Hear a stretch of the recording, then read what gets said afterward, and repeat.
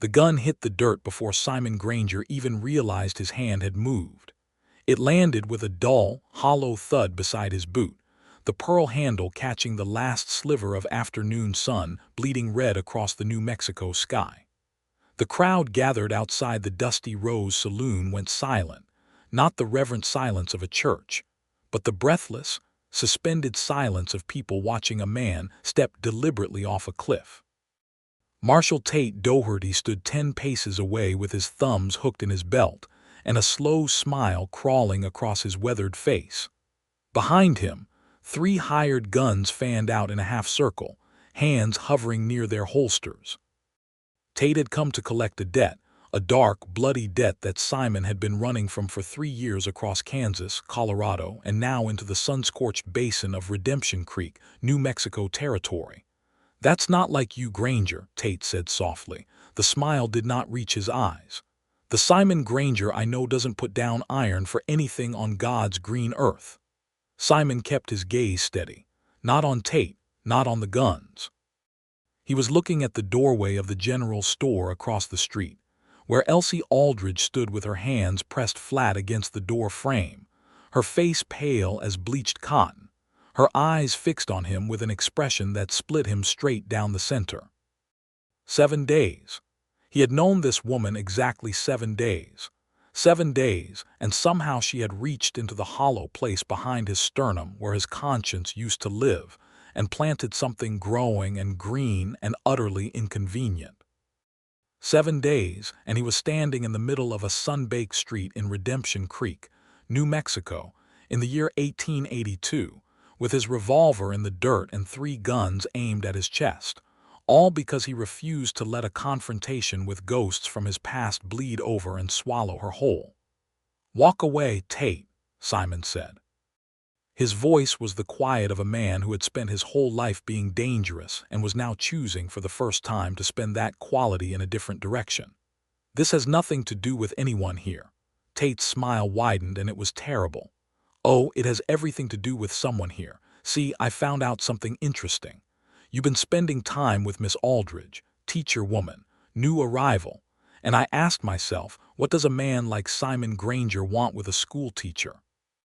He tilted his head. "So I dug around, and I found that Miss Aldridge's father owes a rather significant sum to a rather significant man, which makes Miss Aldridge a very useful piece on the board." The world narrowed. That was the moment the betrayal wrapped inside a revelation, the hidden motive surfacing like a shark's fin, when Simon understood the full depth of the trap he had walked into. And more than that, the trap Elsie Aldridge had been walking toward without ever knowing it existed. He had to take her back to the beginning, because the beginning was the only way to understand why a man who had lived by iron and instinct for 11 years was willing to lay both down in a single heartbeat. 7 days earlier, the stage from Santa Fe had rolled into Redemption Creek, trailing a plume of burnt ochre dust, the leather thoroughbraces groaning under the weight of luggage piled on its roof. Simon had been sitting on the porch rail of the Dusty Rose nursing a whiskey he hadn't actually wanted, watching the street with the idle, predatory attention of a man who had learned long ago that inattention was the fastest road to a grave. He had no particular reason to be in Redemption Creek. That was in itself unusual. Simon Granger always had a reason to be somewhere, a job, a target, a payout, or an escape route. He had arrived in town 4 days before the stage, following a lead on a stolen railroad payroll that had gone cold almost the moment he crossed the town line. The man he was tracking had simply vanished, the way men in the territory sometimes did when they understood who was behind them. Simon had been deciding whether to wait or move on, and in the meantime he occupied himself with the occupation he had perfected since the age of 21, watching and waiting and being very still. The stage door swung open, and a carpet bag hit the street, apparently thrown by its own impatient owner. Then a woman climbed down without waiting for the driver's step, one hand holding her hat against the wind, the other gripping the door frame. She wore a deep blue traveling dress that was dusty from the road, and her dark auburn hair had worked free of its pins on one side, curling against her cheek in a way that looked entirely accidental and entirely arresting. She stood in the street for a moment, looking up and down the main drag of Redemption Creek, with an expression that was not the expression Simon had expected. He had expected fear, or uncertainty, or the fragile hopefulness of someone arriving somewhere new with too little information. Instead, she looked like a woman taking inventory, clear-eyed, direct, measuring the town against some internal standard, and not yet decided whether it met requirements. She picked up her carpet bag, looped her other arm through the strap of a leather satchel, and walked directly toward the building with a sign that read Redemption Creek Town Hall, without asking directions from anyone. Simon watched her the way he watched everything, noting detail, cataloging information without yet assigning it meaning. Dark auburn hair, blue dress, traveling alone, purposeful stride, not afraid, he thought nothing more of it. The following morning, he was at the livery seeing to his horse, a big rangy bay he called Calhoun, when he heard a voice in the next stall engaged in a patient, one-sided conversation. "You are not going to bite me," the voice said firmly. "You have been approached this exact same way twice already this morning, and you did not bite me either time, which tells me that you are performing a threat rather than intending to follow through. That is a negotiating tactic, and I respect it, but I am going to curry this side of your neck whether you prefer it or not." Simon leaned around the post. The woman from the stage, the one in the blue dress, now wearing a plain cotton work dress of deep green, was standing beside a disagreeable gray mule that belonged to the livery and that every hand in town avoided. She was holding a currying comb with the calm authority of a schoolmistress, and the mule was, against all known probability, allowing her to proceed. "He bites," Simon said. She glanced over at him without flinching, which itself was a small thing worth noting. Most people startled when Simon appeared without announcement. He had that effect. It was something about the way he carried himself, the quality of stillness that read, to most people, as threat. "He was considering it," she said. "We reached an agreement." She returned to the mule. "You must be one of the men avoiding him." "I have avoided him on principle for 2 weeks," Simon confirmed. "His name is Gerald," she said. "I asked the hostler. He responds to it if you say it before you reach for him. It gives him a moment to prepare for contact." Simon looked at Gerald the mule, who was standing with an expression of enormous self-satisfaction. "I'll bear that in mind." "I'm Elsie Aldridge," she said. She did not stop working. "I'm the new schoolteacher. The town hired me out of Santa Fe. Simon Granger." She paused then, just for a beat barely perceptible. Then she resumed. "I've heard that name. Most people have," he said. "They say you're a gun for hire. That's one description. What's another?" He thought about it. "I've never found one that fit better." She turned to look at him fully then, and he saw her eyes were a particular shade of gray-green, the color of sage after rain, and they were entirely without the fear that the name Simon Granger typically produced in people who had heard of him. There was something else in them instead, a careful, direct attention that felt strangely like being read. "Well," she said, "I expect you'll find your own description eventually. It tends to come when you stop trying to locate it." She turned back to Gerald. "The school building needs some repairs before I can open. Do you know a carpenter in town?" He did. He told her. She thanked him with a nod and went back to the mule, and Simon went back to his horse, and he thought, that was a strange conversation. He thought about it twice more before midday.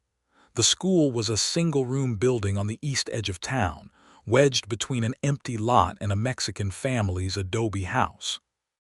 It had been built the previous year with optimism and not enough lumber, and by the time Elsie Aldridge arrived to occupy it, the roof was patching badly, and 2 of the 4 windows had cracked glass. Simon passed it on his way back from a meeting with the town's one deputy, a young man named Cole Alderman, who had been trying for 2 weeks to persuade Simon to help him locate a band of rustlers working the southern range. He hadn't intended to stop. He was walking past when he heard a sharp crack from inside, followed by the sound of something falling heavily, and then silence. He went in without thinking about it. Elsie was standing on a ladder that had just lost a rung, holding herself in place by a grip on the windowsill above her head, her feet searching for purchase on the one remaining rung below the gap. The fallen rung was on the floor. She was not calling for help. She was very methodically working to lower herself one handhold at a time, and she was making reasonable progress, but the drop was about 6 feet onto a plank floor, and the remaining rung was showing stress fractures. Simon crossed the room, put his hands around her waist, and lifted her down before the rung gave way. She was lighter than she looked. She also, the moment her feet were on the ground, turned and stepped back immediately to a professional distance, as though the contact had been medical rather than anything else, and said, "Thank you. The ladder is defective." "Yes," he said. "I was going to reach the floor safely." "You were. It would have been closer than ideal." She looked at him with that measuring expression she seemed to default to, not rude, not cold, but precise, the way a surveyor looks at land. "You're stronger than your build suggests," she said. "People say that. I imagine it's an advantage in your profession." He almost smiled. "Miss Aldridge." "I know," she said. She was already examining the broken rung, turning it over in her hands. "You don't owe me conversation just because you happen to assist me. I'm not going to read into it." She set the rung down on the workbench. "But I would genuinely like to know what brings a man with your reputation to a place like Redemption Creek. Not as gossip. I'm simply curious about people." No one had asked him that directly in a very long time. Usually people wanted to know his day rate. "A job went cold," he said. "I'm deciding whether to move on. And I haven't decided." She nodded as though this was perfectly reasonable. "Well, if you're here for a few more days and you have time that isn't otherwise occupied, I could use help clearing this room. I'll be honest, there's a great deal of furniture that needs moving and I'd rather not hire it done if I can avoid the expense. I have very little of the school board's budget left." She said it with perfect directness, no embarrassment, the way a practical person states a practical fact. He should have said no. He had said no to more appealing propositions from more compelling people. Instead he said, "I'll come by in the morning." He walked home back to his room at the boarding house and stood at the window for a few minutes looking at nothing, with the feeling of a man who has just made a decision he doesn't fully understand. He came by in the morning. The furniture moving took 3 hours. During those 3 hours, Elsie Aldridge talked to him the way she had talked to Gerald the mule, steadily, without pretense, occasionally asking direct questions and appearing genuinely interested in the answers. She told him she had grown up in St. Louis, that her mother had died when she was 12, that her father was a man she described as financially optimistic to a disastrous degree, which was the first time Simon noticed the small, careful tension at the corner of her mouth when she mentioned her father.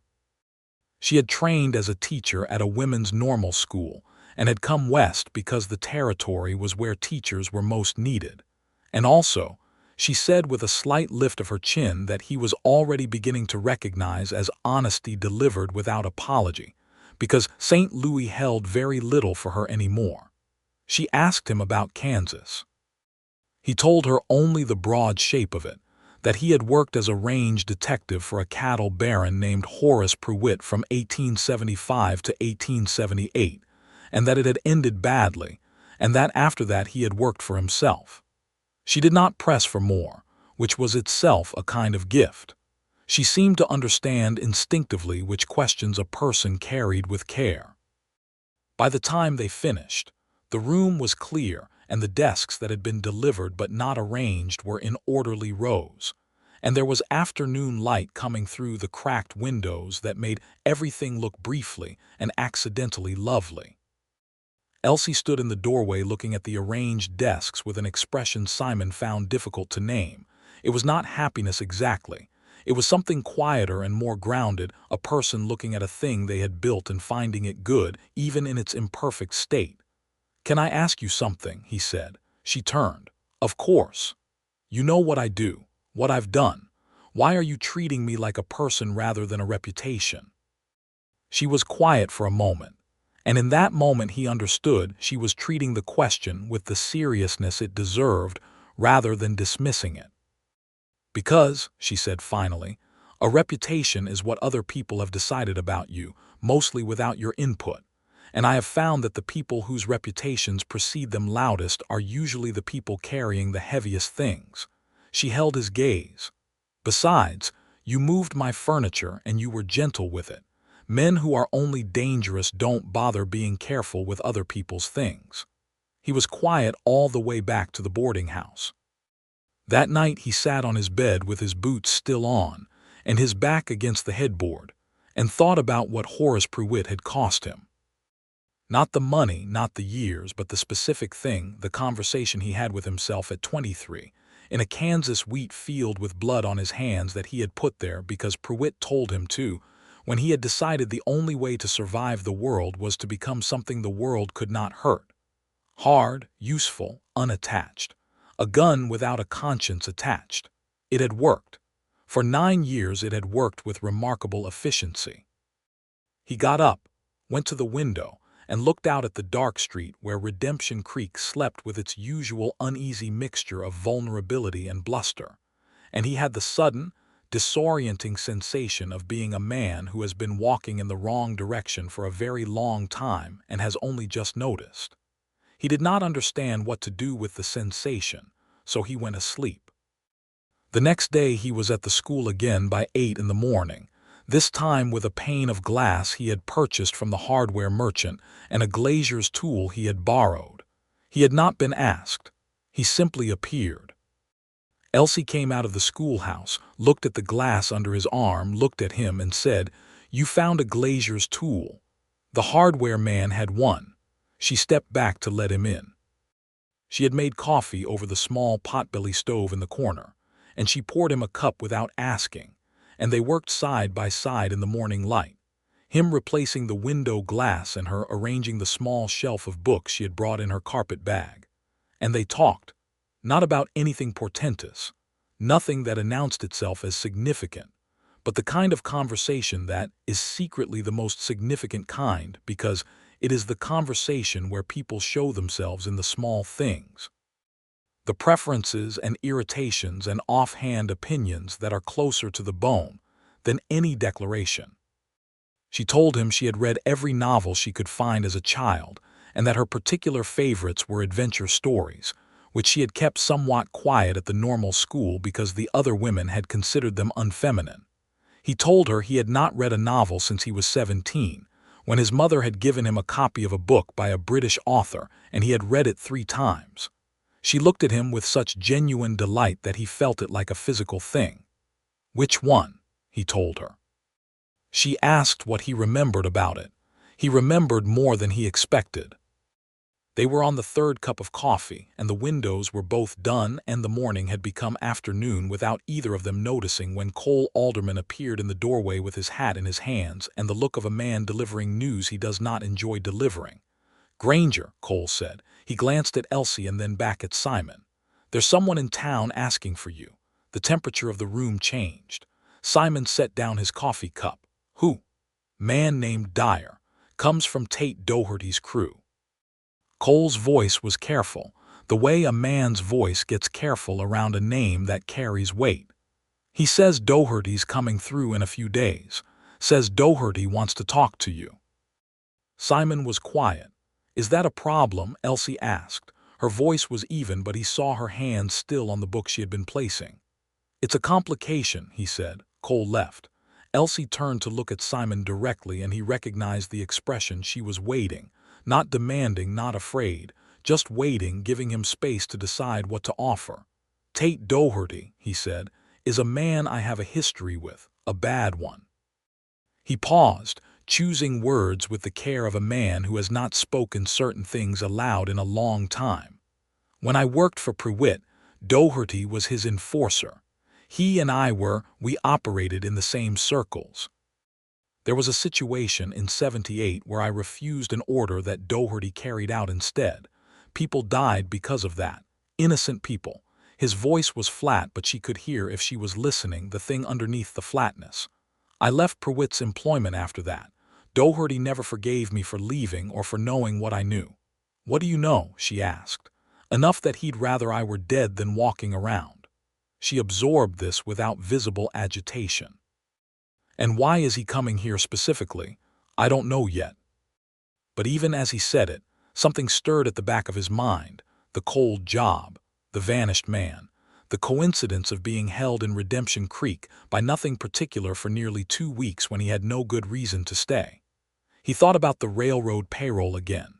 He thought about Tate Doherty, who had worked ranching enforcement and was now, by all the rumors that circulated in the currents of the territory, moving into the more lucrative trade of controlling freight routes and land titles.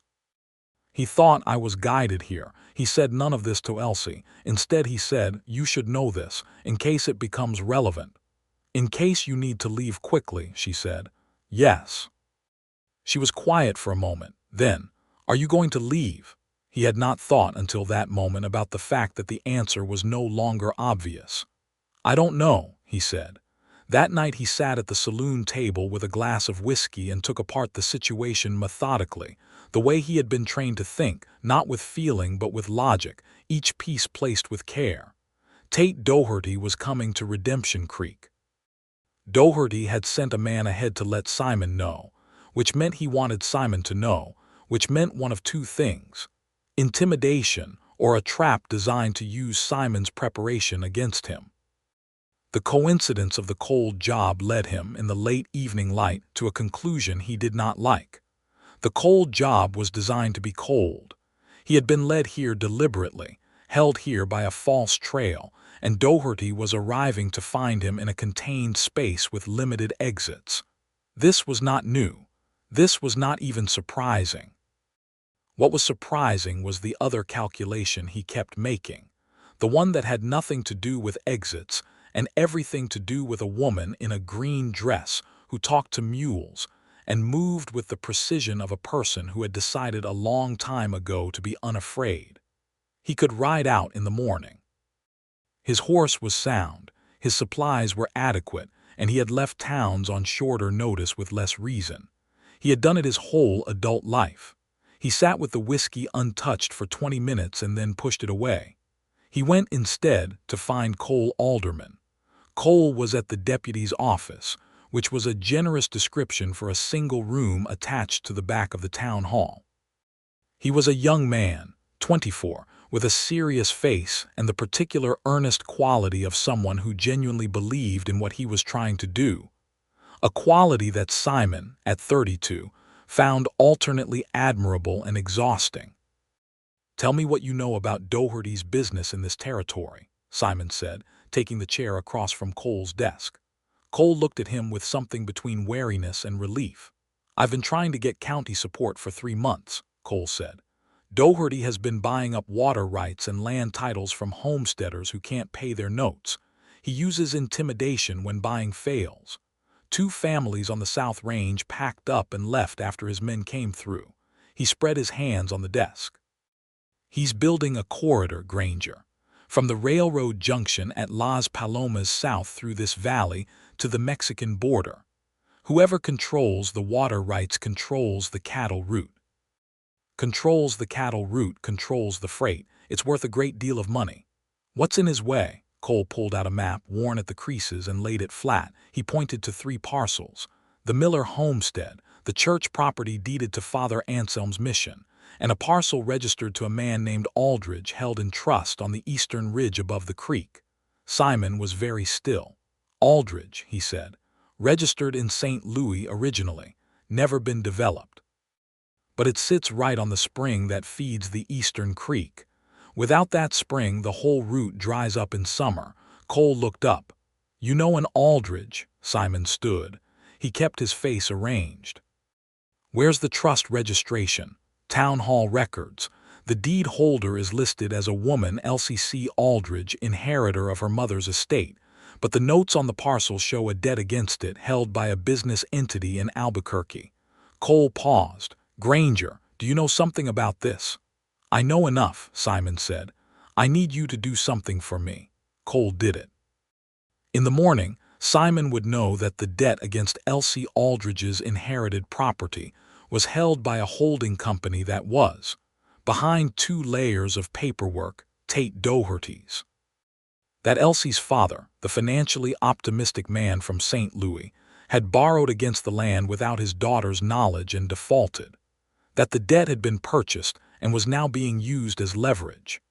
That Elsie Aldridge, who had come to Redemption Creek to teach school and build something honest, was sitting on land worth more than she knew, owed to a man she had never met, and that the man coming to collect was the worst kind of collector there was. He did not sleep. In the morning he went to the school before Elsie arrived, and he sat in one of the small students' desks in the arranged rows, too small for him, thoroughly ridiculous, and he thought about what he owed her. They had known each other 4 days. He owed her nothing by any conventional accounting.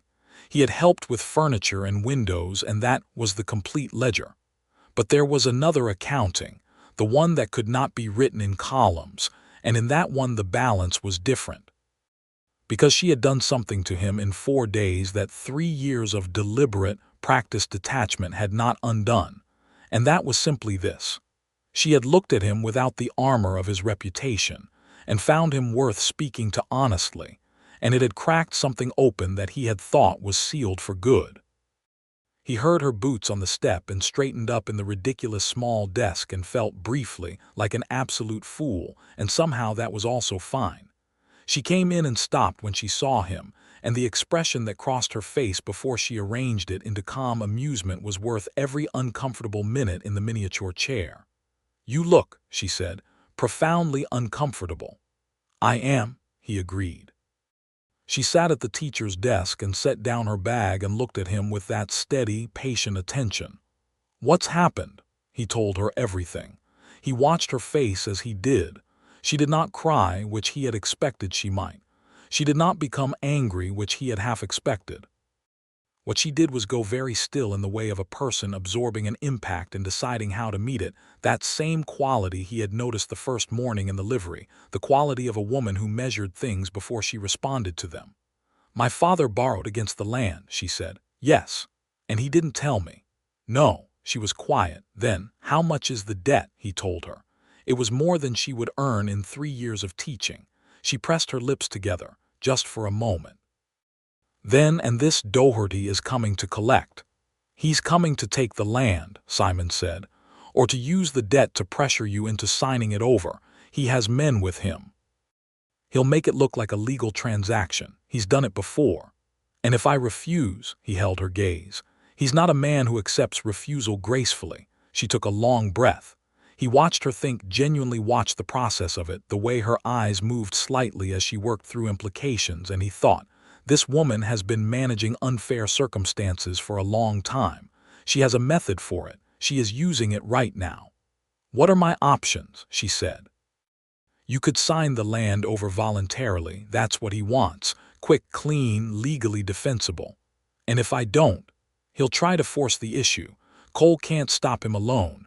Doherty has legal cover and hired guns. The county won't intervene in time even if Cole sends for them. And the land itself, what is it worth if he doesn't have it? To him, without it the whole southern route corridor doesn't work. It's the key piece." Simon paused. "To you it's a water spring and a few acres on a ridge, but it was your mother's. That's worth its own weight." She looked at him very carefully. "You've been looking into this since last night." "Since last night." "Why?" Her voice was quiet and direct and honest. "We barely know each other, Simon." It was the first time she had used his given name. He felt it like a change in air pressure. "'Cause," he said, choosing honesty with the same care she always did, "it matters that the right outcome happens here, and because I find that I am not as neutral as I would like to be about what happens to you." The silence between them was not uncomfortable.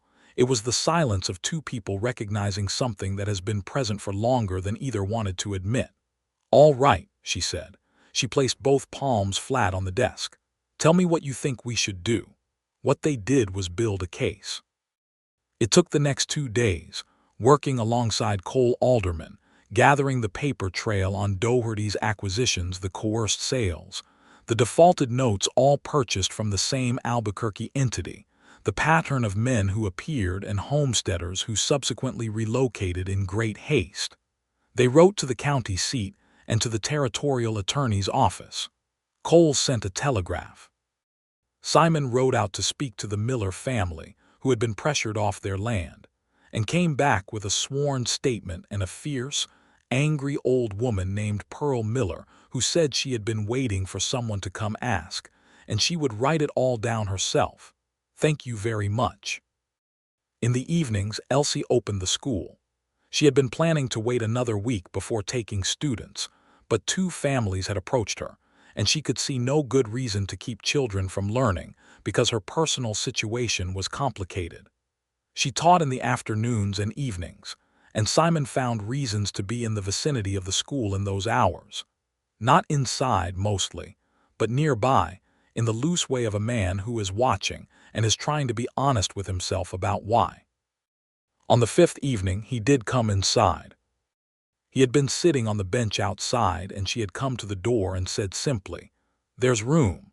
And so he came in and sat at the back of the small room and watched her teach a reading lesson to 6 children between the ages of 7 and 12.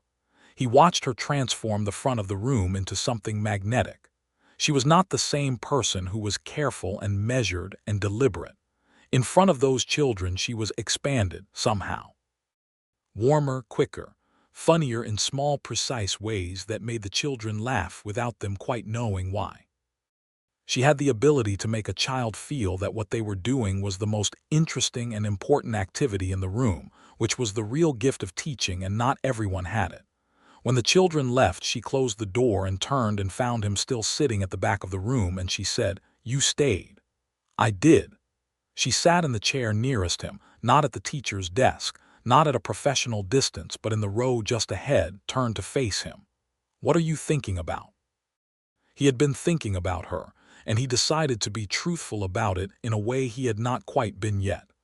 "I'm thinking about the fact that you came out here alone," he said.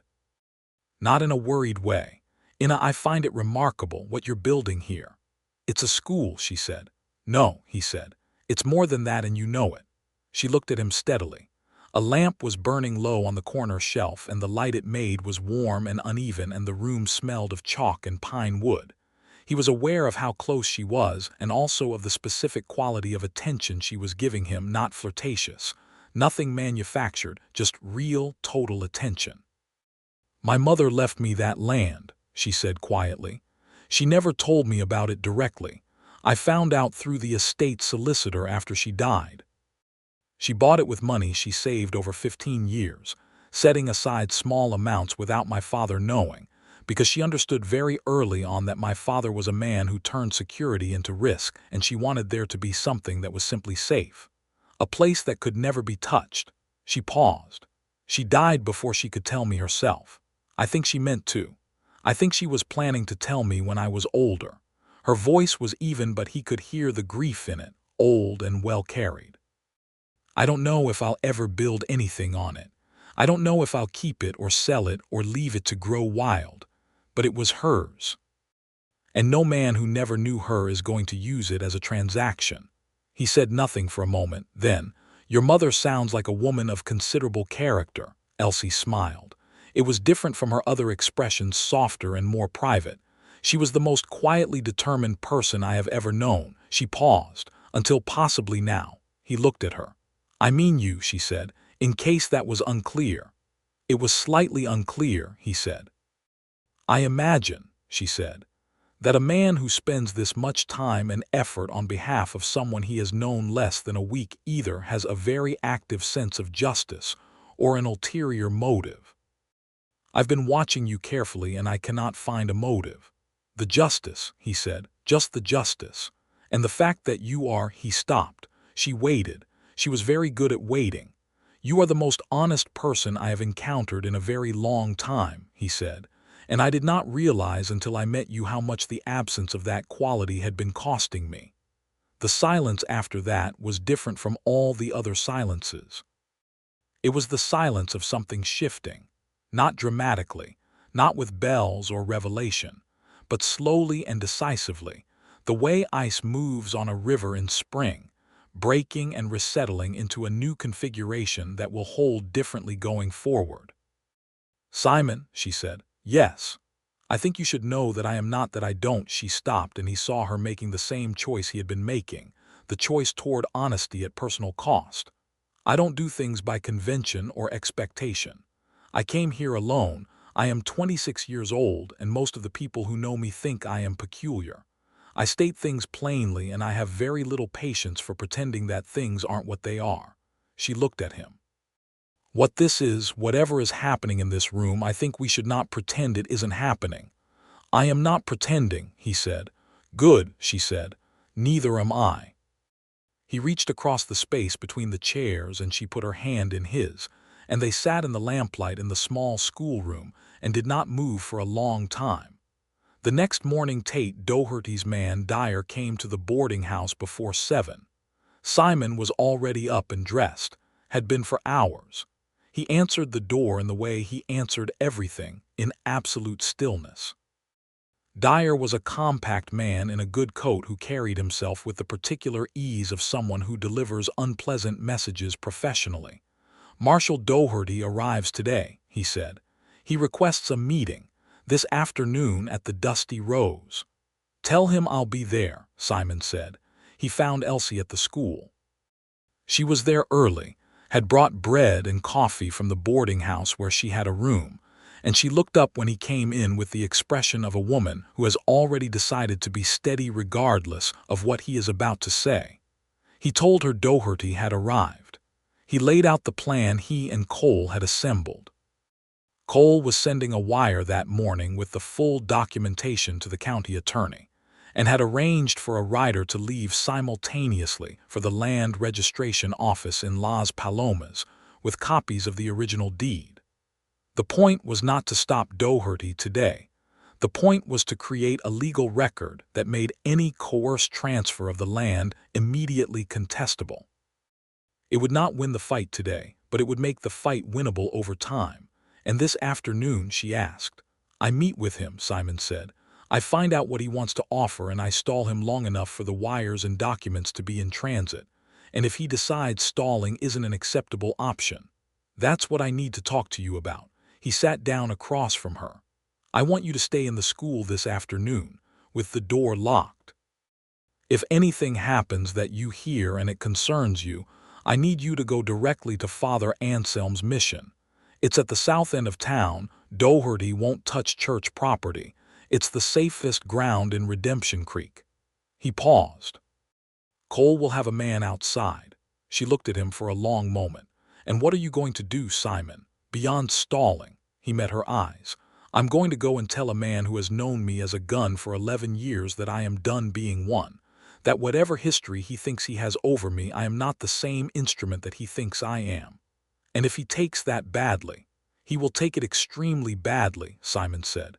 She was quiet. Then she reached across the table and put her hand on his wrist, and he felt it, the warmth of it, the specific deliberate nature of the gesture. "I want you to come back," she said. Her voice was low and entirely certain. "Not as a statement of dependency. Just as I want you to come back." He turned his hand and held hers. "I'll come back," which brought him to the street, to the moment that opened this story.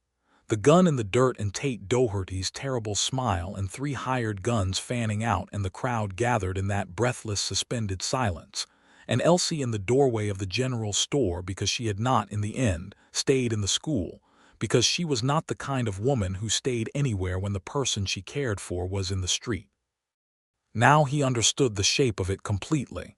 Doherty had not come to negotiate. He had come to demonstrate. The meeting at the Dusty Rose had been a performance, Doherty sitting with a legal document and a measured, reasonable voice, explaining that the debt was valid and the land transfer was the cleanest solution for everyone. And Simon had said exactly what he had told Elsie he would say, and Doherty had smiled the smile of a man revealing a hand he had been holding all along. "I know about the woman," Doherty had said, "and I know you're attached, which is a vulnerability I intend to use."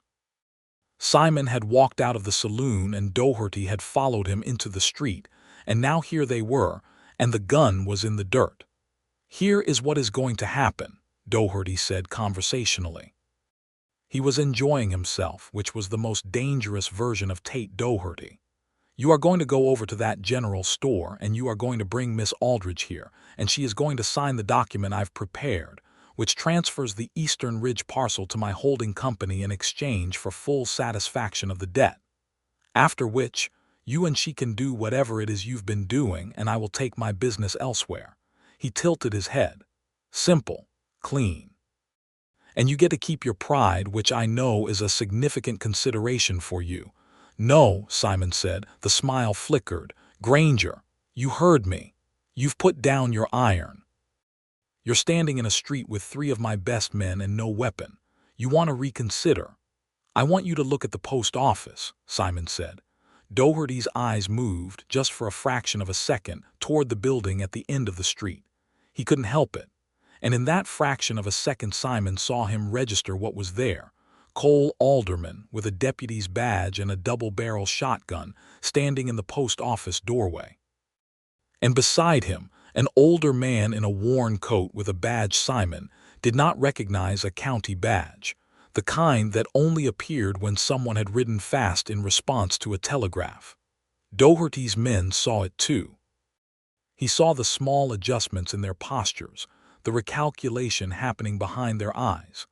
"County Deputy Harlan Gates," said the older man, stepping forward.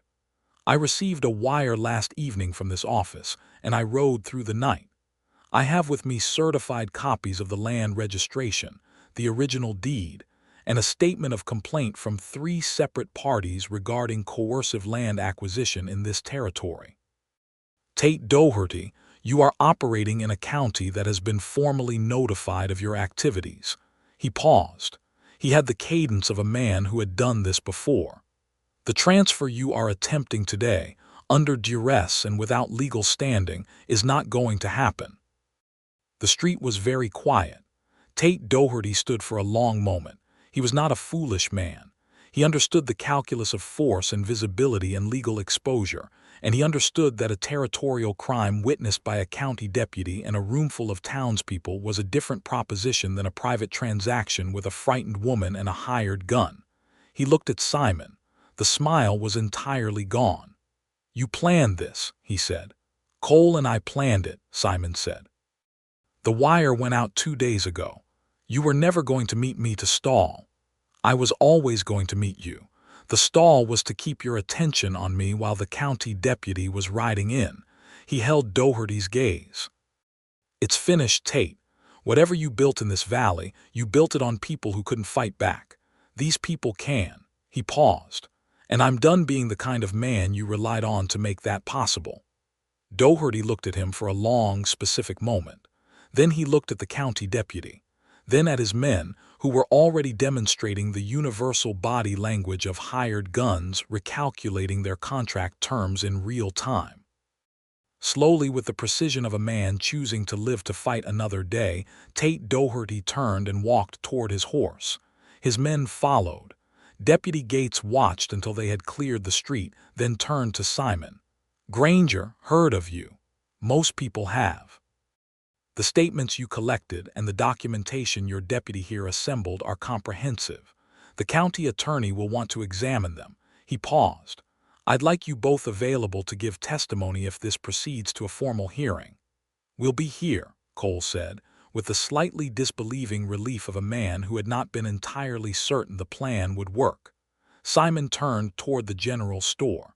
Elsie was no longer in the doorway. She was in the street, 15 feet away, having crossed the distance while the confrontation was resolving, and she stopped when he turned because there were several feet between them and they were standing in the open with the whole of Redemption Creek watching. And for one moment they were simply 2 people standing in the aftermath of something that had almost been very bad, looking at each other. He crossed the 15 feet. She met him halfway.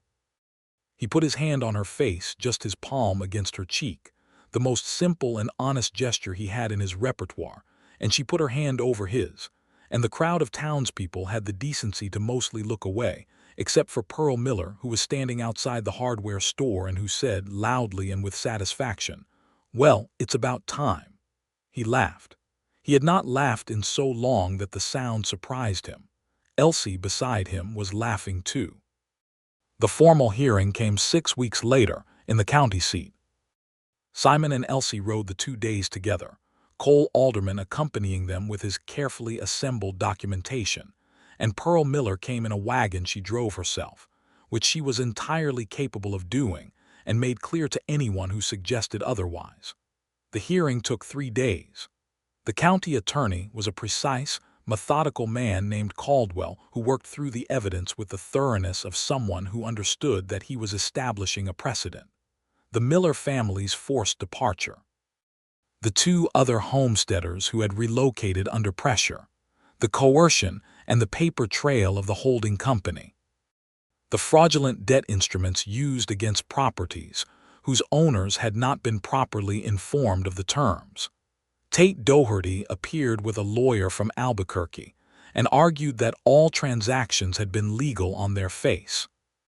Caldwell spent 2 hours systematically demonstrating that legal on their face and legally sound were not the same thing, particularly when one party had withheld material information from the other, and when the process of acquisition involved men with guns appearing on people's property at night. On the 3rd day, Caldwell issued a ruling that voided the 3 contested land transfers and placed Doherty's holding company under a formal injunction, preventing further acquisition in the county pending a full investigation. The debt against Elsie Aldridge's inherited parcel was declared unenforceable, the paper trail of its acquisition having been established as fraudulent. Elsie was sitting beside Simon in the gallery when the ruling came down.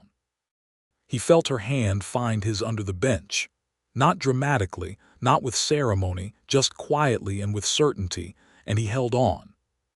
Afterward, in the late afternoon outside the county courthouse, Pearl Miller shook Simon's hand with a grip that could have stopped a runaway horse and said, "Young man, I have been waiting 35 years for someone to stand up properly to people like Tate Doherty, and I am choosing to believe that you being in Redemption Creek at the right time was providence rather than coincidence." "I lean toward coincidence," Simon said. "Yes," Pearl said firmly. "You would, wouldn't you?" and went to her wagon. On the road back to Redemption Creek, in the long golden afternoon of late October 1882, Simon and Elsie rode side by side on the wide flat trail with the red mesas burning in the west and the smell of juniper coming off the high ground. Cole had ridden ahead with some urgency regarding an unrelated matter involving the rustlers he had been pursuing for months.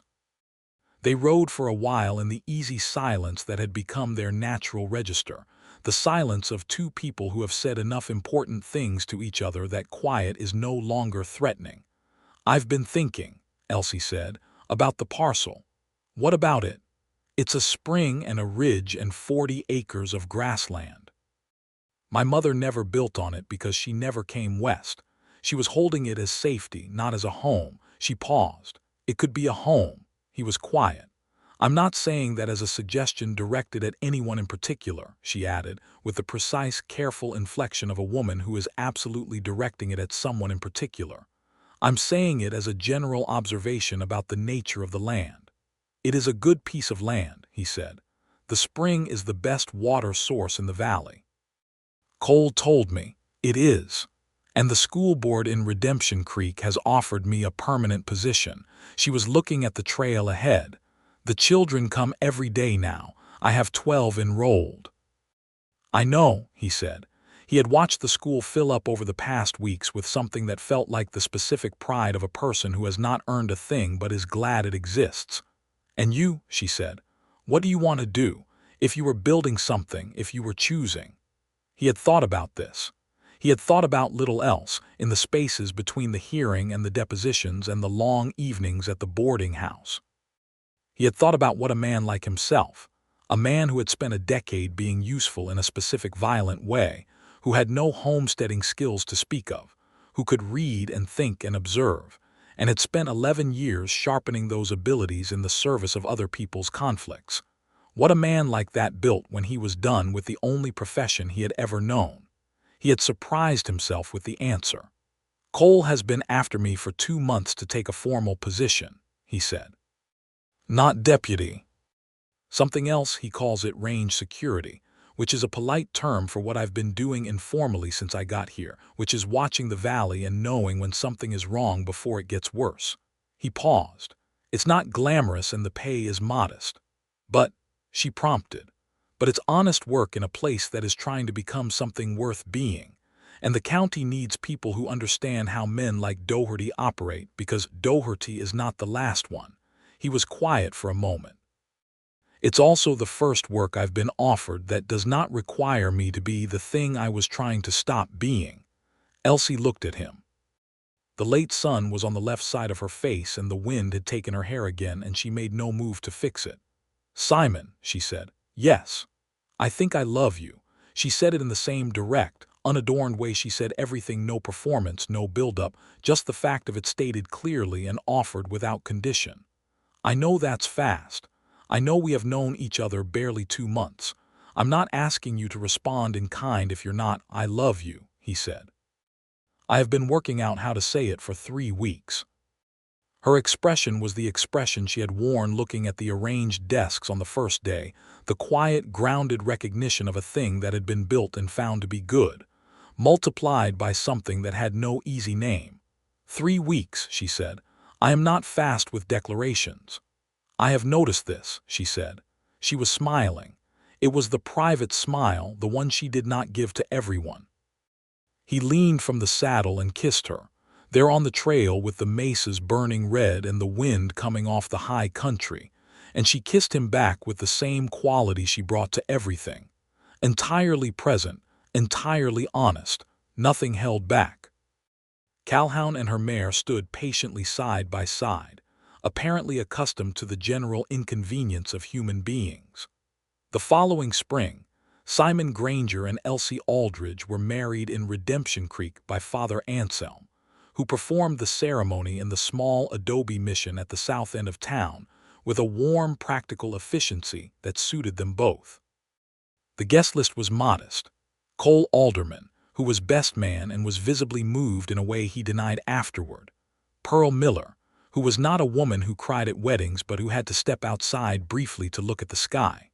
The 12 students of the school, who sat in the front row in their best clothes and were largely well-behaved, except for one very small boy named Theodore who fell asleep during the vows and had to be carried out by his mother. And assorted townspeople who had been present at various key moments in the preceding months and felt a proprietary interest in the outcome. Elsie wore a dress she had made herself from blue fabric ordered from Santa Fe, which was not white because she saw no reason for convention's sake to wear a color she did not like, and she carried a small bundle of wildflowers that Pearl Miller had gathered that morning from the creek bank. Simon wore his best coat, which was dark gray and had been brushed carefully, and he had, Cole Alderman confirmed privately to Pearl Miller, been awake since 4 in the morning. The vows were the standard ones from the prayer book, but when Father Anselm offered them both the opportunity to say their own words, neither of them declined. Elsie said, I came here alone and I intended to stay that way, and I was not wrong to intend it because the only thing worth changing a strong intention for is a stronger one. You are the stronger one. I promise to be honest with you always, even when it is inconvenient. I promise to argue with you when I think you're wrong, which will be sometimes. I promise to be home. Simon said, I have spent most of my life being useful in ways that cost me things I did not understand were being taken until they were gone. You gave me back the ability to recognize what is worth protecting. I don't have particular gift with words, so I'll say the plain thing. I intend to spend the rest of my life making sure you are glad you stayed. Pearl Miller stepped outside again to look at the sky. They built on the eastern ridge the following summer. It was not a grand house.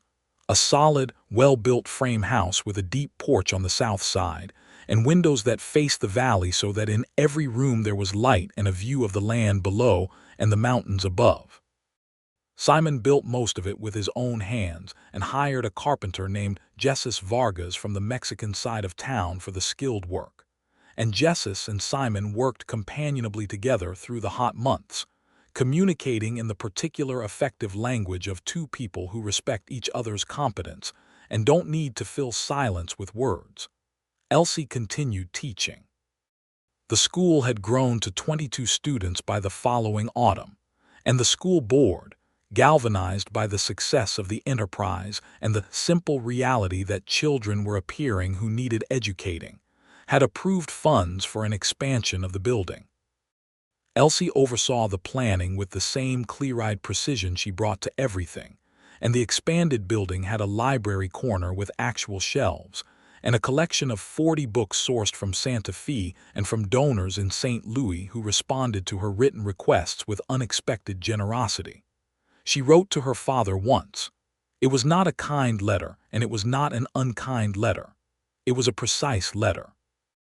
It told him that she had inherited her mother's gift for clear accounting, and that she hoped he would endeavor to be honest with her in future, and that she wished him health, and that she was well and building something worth building, and that she would appreciate if he refrained from incurring further obligations against the land or against her name. She signed it with her married name, which was now Elsie Aldridge Granger, and she did not add anything soft to the end of it. Her father wrote back. The letter was long and somewhat tangled but contained, buried in the middle, something that resembled an actual apology. Elsie showed it to Simon, and he read it carefully and said, "That's the closest he knows how to get." "Yes," she said, "I know." She folded the letter and put it away, and that was, for some time, the end of that. Tate Doherty's formal investigation moved slowly, as territorial investigations always did, through 1883 and into 1884. Simon testified twice at county hearings, and Cole Alderman's careful documentation proved its value each time. In the end, the holding company was dissolved under order of the territorial court. The Miller family was offered compensation, and Doherty himself, facing the accumulation of formal complaints and the loss of his legal cover, relocated to Arizona where, by all accounts that reached Redemption Creek, he began an entirely new enterprise that was presumably also of questionable legality, but was, at least, someone else's problem for a while. The rustler gang that Cole had been pursuing finally came to a resolution in the summer of 1883, when Simon tracked their pattern and identified the ranch they were using as a base, and Cole went in with a proper sheriff's posse. No one was killed. 2 men were arrested and 1 escaped into Texas and was someone else's concern. Cole was publicly thanked by the county and privately bought Simon a drink and said, "I'm not going to make a habit of saying thank you. It sets an expectation." "I understand," Simon said. "I'll assume gratitude and you can preserve your dignity."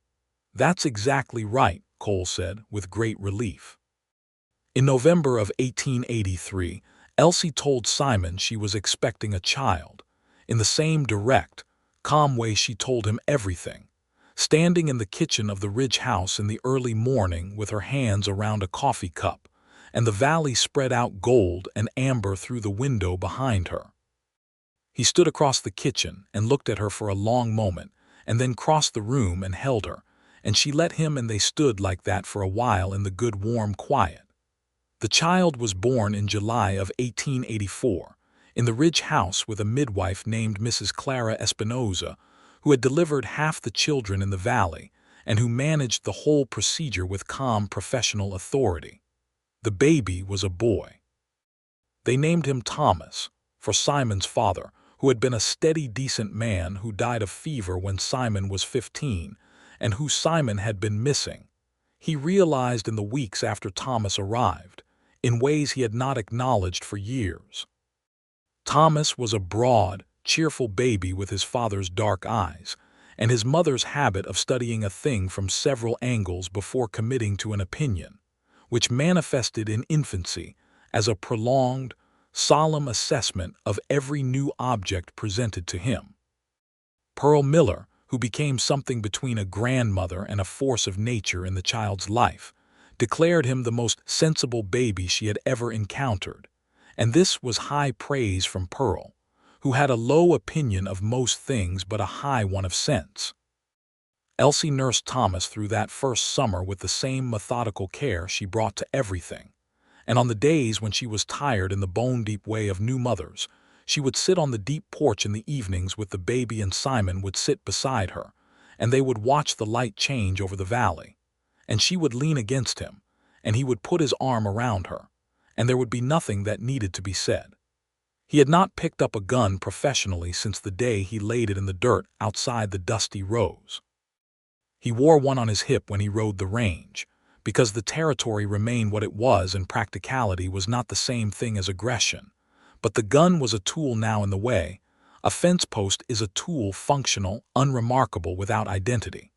The identity it had carried for 11 years, the particular quality of threat and capability that had constituted who he was, had been replaced by something he was still, 2 years on, learning the shape of. He was learning it mostly through small things. The way he talked to the ranchers whose land he patrolled, not with authority, but with the quiet of a man who knows the country and respects it. The way he had rebuilt the fence on the north side of the ridge property after a storm, working steadily for 3 days with a post-hole digger, and finding the rhythm satisfying in a way that nothing violent had ever been. The way he showed Jessus Vargas's 12-year-old son how to read a trail, and the boy's face when he understood how to see what the ground was telling him. He thought sometimes about the thing Elsie had said, the week they met, that a reputation is what other people have decided about you. He was learning the slow work of replacing a reputation with a life, which was harder and more satisfying than he had imagined either aspect of it.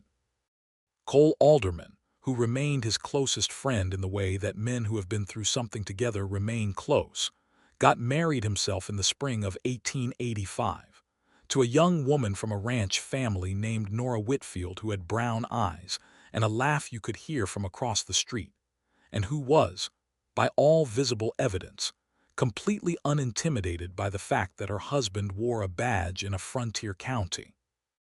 Elsie liked her immediately and thoroughly, and Nora liked Elsie in the way that two practical, clear-eyed women who have both decided exactly what they are about tend to like each other, with recognition and appreciation, and no need for pretense.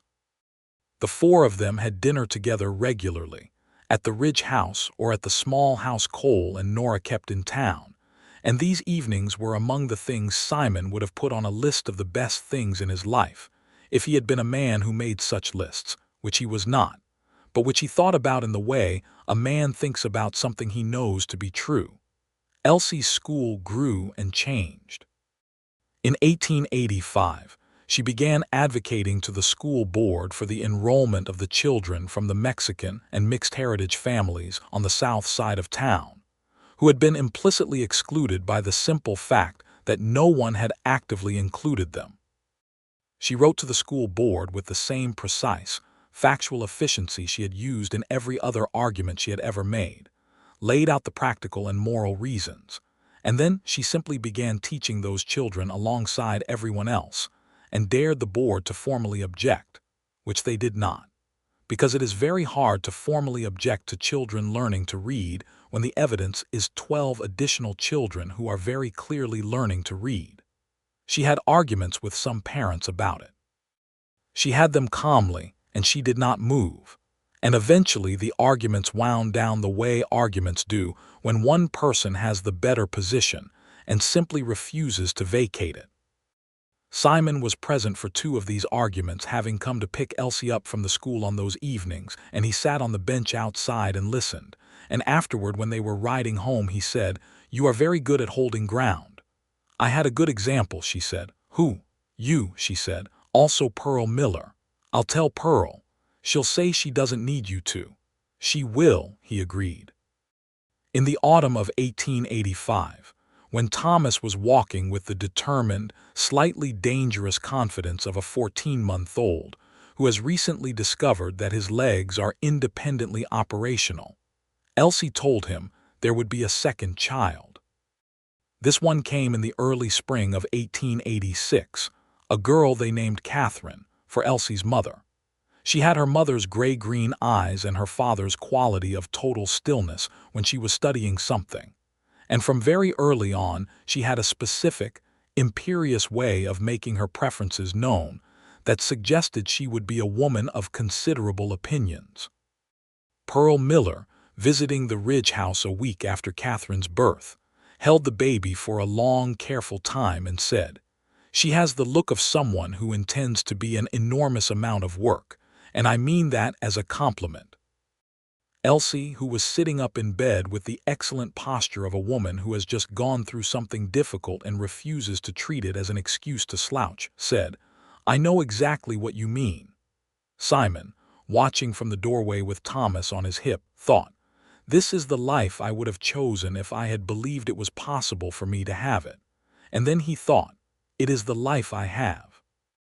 The county investigation into Doherty's operations concluded formally in 1886 with the dissolution of 2 additional holding companies and the recovery of 3 further properties for their original owners, one of which was the widow of a homesteader who had died the winter before and who had not known until the county notification arrived that the land was legally recoverable.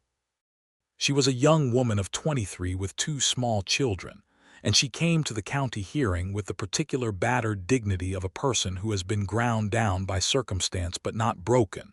And when the hearing officer told her the land was hers, she said nothing for a moment and then said, very quietly, "My husband was right.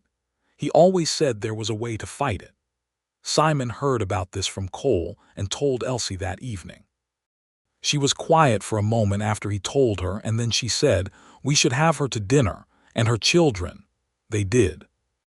Her name was Maria Costello, and her children were a boy of 5 and a girl of 3. And Thomas immediately appointed himself their guide to the important features of the Ridge property, which at 15 months was an ambitious commission, and resulted in a chaotic tour of the chicken enclosure and the back pasture. Maria Costello sat on the porch with Elsie and Simon, and ate a meal she had not had to cook, and looked out over the valley with the expression of a person allowing themselves, very carefully, to believe something good might continue. She did not remarry quickly. She was not a woman who rushed decisions, but she became a regular visitor to the Ridge house, and her children grew up alongside Thomas and Catherine as the closest thing to cousins any of them had, and that was its own kind of good. Elsie continued teaching until the school had a second teacher hired, and the expanded building was full on most days, and the county had formally designated it a permanent institution rather than a provisional one. The designation came in the spring of 1887 and was marked by a small ceremony at the school that was attended by most of the town, and by a territorial education official who had ridden down from Santa Fe specifically to present the formal papers, and who appeared somewhat startled by the quality and organization of the school he found. "This is," the official said, looking around the building at the full shelves and the children's work pinned to the walls and the new desks ordered from Albuquerque, "considerably more advanced than we typically see at this stage of a territory's development." "I work quickly," Elsie said. Simon was at the back of the room with Thomas, who was 2.5 years old, and in possession of a strong view that the official's hat was the most interesting object in the room and should be accessible to him for inspection. Simon kept a firm hold on his son's hand throughout the ceremony and considered this a contribution to the occasion. Afterward, walking home with Thomas riding on his shoulders and Elsie beside him with Catherine in her arms, he said, "That official looked like a man who had expected a great deal less." "Most people do," she said serenely. "It never bothers you. That people expect less." "No," she tilted her head. "Expectation is their problem. Results are mine." He laughed, and the sound of it still surprised him sometimes, the ease of it, the way it came up without effort or strategy, and the way things come easily when they are natural. "Simon," she said. "Yes." She shifted Catherine on her hip and looked up at him with the expression he loved most, the one that was the intersection of amusement and honesty and something warmer than either. "Are you happy?" He thought about it with the seriousness she always gave his questions. He thought about the road from Kansas, the weight of all those years, the specific hollow quality of a life built entirely on usefulness without tenderness. He thought about a gun in the dirt and a woman in a doorway in 7 days that had rearranged every calculation he had made about himself. "Yes," he said, "I am very happy." "Good," she said. She leaned against his arm as they walked. Above them, Thomas had seized 2 fistfuls of his father's dark hair and was using it as reins, which was undignified but not painful, and Simon bore it with equanimity. "Because I have been thinking," Elsie said, "about the spring. The one on the North Ridge. It feeds well into the dry season, more than we need for the house and the animals." She paused. "I have been thinking that if we ran a small ceramic pipe, I have been reading about it, from the spring down to the south pasture, we could irrigate through summer without relying on the creek level." He looked at her. "You have been reading about ceramic pipe." "I have been reading about a great many things," she said. "I find it keeps me occupied during the quiet hours." "What quiet hours?" "Well," she admitted, "the theoretical quiet hours." He smiled. Thomas yanked his hair in the direction of the chicken enclosure, which was visible from the trail, apparently keen to reintroduce Maria Costello's son to the hens. "I'll look into the pipe," Simon said. "I already wrote to a supplier in Albuquerque." "Of course you did. I expect you'll want to be involved in the actual digging." "I will," he said. "I've gotten accustomed to it." She looked up at him again, and the evening light was the color of warm copper, and the valley was spread out below them, and the house on the ridge was lit in the windows from the lamp Elsie had left burning before they came to the ceremony. "I love you," she said. Stated simply, the way she always stated it, as a clear, declarable fact, no more and no less than the truth. "I love you," he said, also a clear fact, also simply stated, also entirely and enduringly true. They walked home up the ridge in the last light, and the door opened into warmth and the smell of the dinner that had been left in the stove to stay warm, and the children were put to bed with the particular ceremony of evening that every household develops, the specific sequence of small rituals that constitute the architecture of a life. And afterwards Simon and Elsie sat on the porch in the dark, with the valley lights below them, and the enormous sky above filled to capacity with stars. He thought sometimes, in moments like this one, about the man he had been before the stage came in from Santa Fe, and a woman in a blue dress had stood in the street taking inventory. He thought about how thoroughly that man had been convinced that the only honest life available to him was a solitary and mostly dangerous one. He thought about what it had cost him to be that man, and how different those costs looked now from the other side of them. He thought about a gun in the dirt, and the silence of a street, and Tate Doherty's fading smile, and the particular sensation of choosing, for the first time with full understanding of the choice, to be something other than what he had been. He had laid down his weapons for a woman he had known 1 week. He understood now that this was not the impulsive act it might have appeared from the outside. It was, instead, the most considered decision he had ever made, the moment when 11 years of accumulating evidence about what he was capable of had finally been applied in the right direction. He reached over and found Elsie's hand in the dark. She was already looking at the stars with the absorbed attention she gave to anything that interested her, which was most things, and she turned her palm up and held his without looking away from the sky.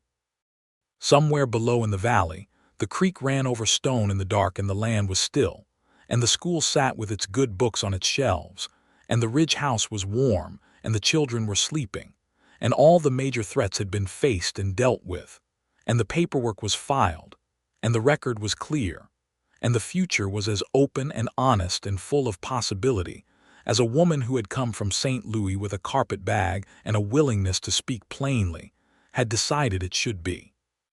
Not every story ends cleanly, but this one did.